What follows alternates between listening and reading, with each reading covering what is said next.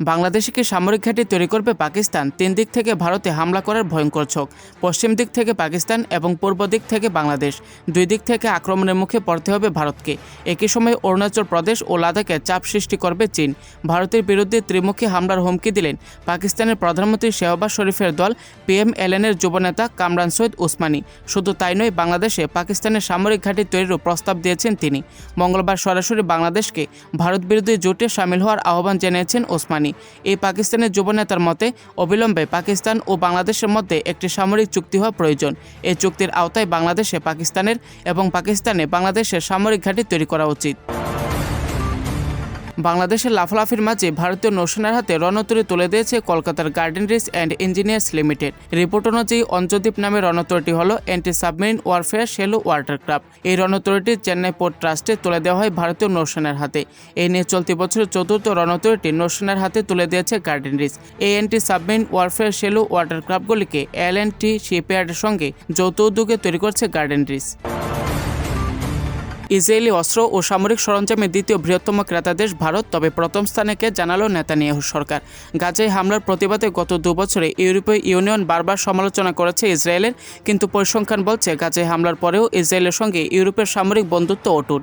Israeli প্রতিরক্ষা শিল্প সংস্থাগুলির দেওয়া তথ্য প্রকাশ করে সে দেশের সরকার জানাচ্ছে 2024 সালে ইসরায়েল প্রায় 1,35,000 কোটি টাকার অস্ত্র বিক্রি করেছে, যা আগের বছরের তুলনায় 13% বেশি। ওই পরিসংখ্যান বলছে ইসরায়েলের অস্ত্রের সবচেয়ে বড় ক্রেতা ইউরোপ, এর পরের স্থানে রয়েছে ভারত। দিল্লিতে বাংলাদেশের দূতাবাসের কাছে বিক্ষোভ, ব্যারিকেড ভেঙে ফেলল বিএসপি বজরং দল। বিক্ষোভ চলছে কলকাতাতেও। বাংলাদেশের দীপু দাস খুনের প্রতিবাদে দিল্লির বাংলাদেশি হাইকমিশনের বাইরে উত্তেজনা ছড়ালো। পুলিশের ব্যারিকেড ভেঙে হাইকমিশনের দিকে এগোনোর চেষ্টা করছেন বিক্ষোভকারীরা। তাদের আটকে দেওয়ার চেষ্টা করছে পুলিশ। জমায়েত ছত্রভঙ্গ করতে লাঠিচার্জ করার অভিযোগ উঠেছে। শুধু দিল্লিতে নয়, কলকাতায় বাংলাদেশের উপদূতাবাসের অদূরে বিক্ষোভ কর্মসূচিকে কেন্দ্র করে উত্তপ্ত হয়ে ওঠে বেগবাগান এলাকা। সেখানেও পুলিশের ব্যারিকেড টপকে এগোনোর চেষ্টা করেন বিক্ষোভকারীরা। পুলিশ আটকানোর চেষ্টা করলে ধস্তাধস্তি শুরু হয়। ভূমিকম্পের আঁতরঘরে বাঁধ নির্মাণ, ভারতকে পেঁচে ফেলতে বড় ঝুঁকি নিচ্ছে ড্রাগন। প্রকৃতির মারের চরম খেসারত দেবে কি চীন? মার্কিন প্রেসিডেন্ট ডোনাল্ড ট্রাম্পের শুল্ক যুদ্ধের জেরে বছর পর বছর ধরে চলা সীমান্ত সংঘাতকে সরিয়ে রেখে কাছাকাছি আসার ইঙ্গিত দিয়েছে ভারত ও চীন, কিন্তু তার মধ্যেই উকি দিতে শুরু করেছে নতুন বিপদ। বিশেষজ্ঞদের দাবি, হিমালয়ের বুকে নতুন জলবোমা তৈরি করছে বেজিং। এর জেরে বন্যা এবং খরায় কয়েক লক্ষ ভারতীয় জীবন ও জীবিকা ধ্বংস হওয়ার প্রবল আশঙ্কা রয়েছে। এহেন জলবোমা আগামী দিনে পরমাণু শক্তিধর দুই প্রতিবেশীকে ফের টেনে আনতে পারে যুদ্ধের ময়দানে। জবাব খুঁজছেন সাবেক সেনাকর্তা থেকে আন্তর্জাতিক বিশ্লেষকরা। 2003 সালে ইয়াংজি নদীর উপর নির্মিত বিশ্বের বৃহত্তম 3 গর্জেস বাঁধের আনুষ্ঠানিক উদ্বোধন করে চীনা প্রেসিডেন্ট শি জিনপিংয়ের প্রশাসন। প্রায় 32,000 কোটি ডলার ব্যয়ে তৈরি হওয়া এই বাঁধটির প্রযুক্তি নিয়ে কম বিতর্ক হয়নি। পশ্চিমী ভূবিজ্ঞানীদের একাংশের অভিযোগ, সংশ্লিষ্ট বাঁধটি যেভাবে নদীর জল এবং তার গতি নিয়ন্ত্রণ করছে, তাতে দৈনিক 0.06 মাইক্রোসেকেন্ড কমেছে পৃথিবীর ঘূর্ণনের গতি। পরিবেশবিদদের দাবি, আগামী দিনে এর জেরে জলবায়ু পরিবর্তনের প্রবল আশঙ্কা রয়েছে। এর কুপ্রভাব সহ্য করতে হতে পারে সমগ্র পৃথিবীকেই।